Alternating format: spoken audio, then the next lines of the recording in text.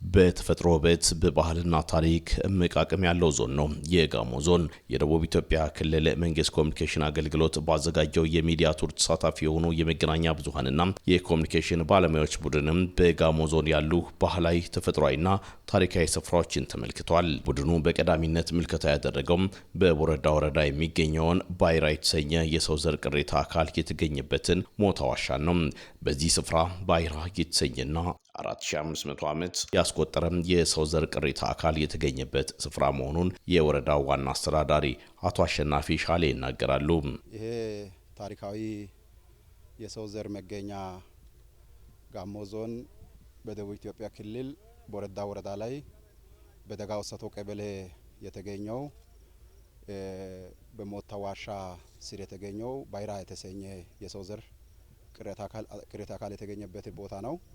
ቅሪተ አካሉ በአሜሪካውያን ተመራማሪዎች ዶክተር ካትሪን በምትባል አሜሪካዊትና በሷ በተመሩ ቡድኖች 2007 ዓመተ ምህረት ላይ ወደ ቦረዳ ወረዳ መጥተው በያዙት የአርኪኦሎጂ ጥናት መሳሪያ መሬት ውስጥ ይሄ ቅርስ መኖሩን በመሳሪያ አግኝተው አስቆፍሮ ቦታው ላይ ደርሶ ሲያወጡ የሰው ዘር አጽም ነው። ጥናቱ ላይ በተገለጸው መሰረት 4500 ዓመት እድሜ ከዛሬ 4500 ዓመት በፊት ያኔ 2007 አካባቢ 4500 ዓመት የቆየ አጽም እንደሆነ ነው ጥናቱ ያመላከተው።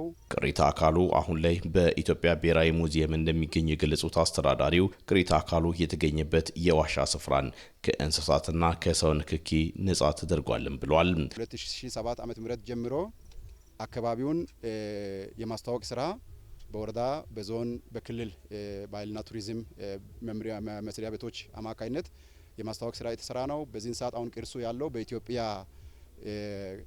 ብሔራዊ ሙዚየም ላይ ነው ቅርሱ ያለው።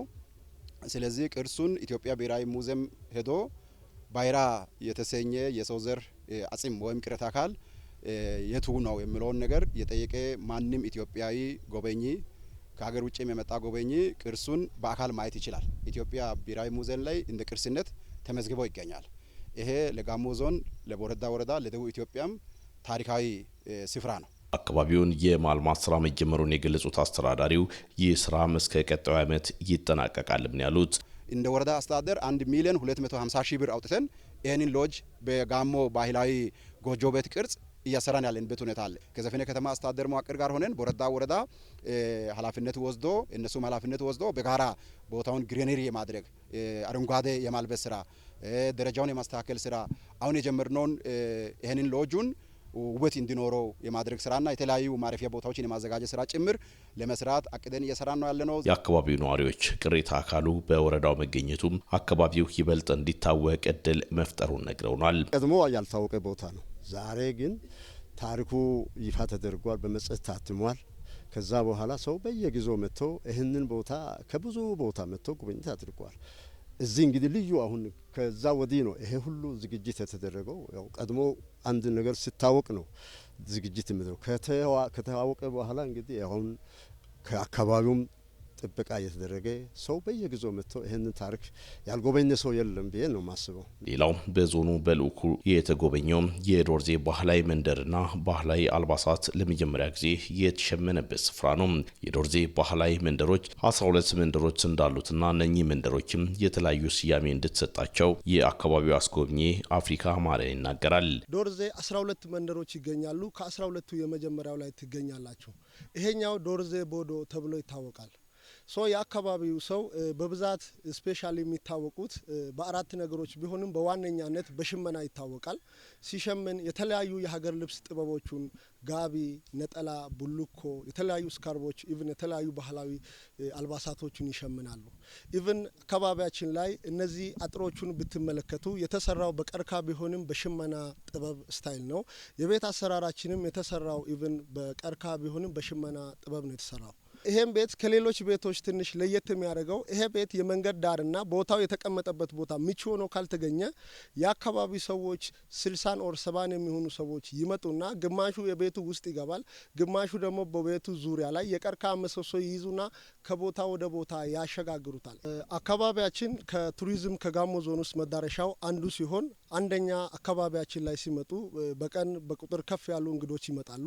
በተጨማሪም የአካባቢያችን ትልቁ ቱሪዝም የምናሳየው የሽመና ውጤት ነው። የጋሞ ዞን ቱሪዝም መምሪያ ኃላፊ አቶ ምናዬ ሞስሌ ዞኑ እምቅ የተፈጥሮ ሀብት እንዳለው ይገልጻሉ። ጋሞ ዞን ማለት የቱሪስት መዳረሻዎች ሀይቅ ማለት ይቻላል። እጅግ በጣም ሰፊ ሰው ሰራሽና ተፈጥሮ መዳረሻዎች አሉ። እነዛን ለማስተዋወቅ በሰፊው በተለይ የመደመር መንግስት በአሁኑ ሰዓት ለቱሪዝም የሰጠው ትልቅ ትኩረት ስላለ ከዚህ ጋር ተያይዞ እኛ ጋር ያለውን ቱሪስት መዳረሻዎችን ለማስተዋወቅ በዚህ አይነት ከሚዲያዎች ጋር በጣም እየሰራን ነው። ከግል ባለሀብቶች ጋር በጣም እየሰራን ነው። እንደዚሁ ህብረተሰቡ መዳረሻዎች የመሰረተ ልማት ስራዎችንም በራሱ ህብረተሰቡ የሚሰራቸው ስራዎች አሉ። መንግስትም ውስንነት ያለባቸው ቦታዎችን እየሞላ ያለበት ሁኔታ ነው ያለው። ሆኖ ከዘርፉ የሚገኘውን ጥቅም ከፍ ለማድረግ እየሰራ መሆኑን ገልጸው ይህን ተግባርም ከተለያዩ ባለድርሻ አካላት ጋር በትብብር እየተሰራ ስለመሆኑም ነግረውናል። ቱሪስት ሲመጣ ከቡና ከምታፈላው ጀምሮ እስከ ትላልቅ ሆቴሎች ድረስ ያለው ህብረተሰብ በጣም ይጠቀማል። ስለዚህ ይሄ ቱሪስት በዚህ በአብዛኛው እዚህ እንዲቆይ ሰፊ ስራዎች የተሰሩ ነው። ከነዚህ አንደኛው ሆቴሎች ደረጃ የጠበቁ ሆቴሎች በከተማው በአርባ ምንጭ ላይ በጣም የተሰራ ነው ያለው።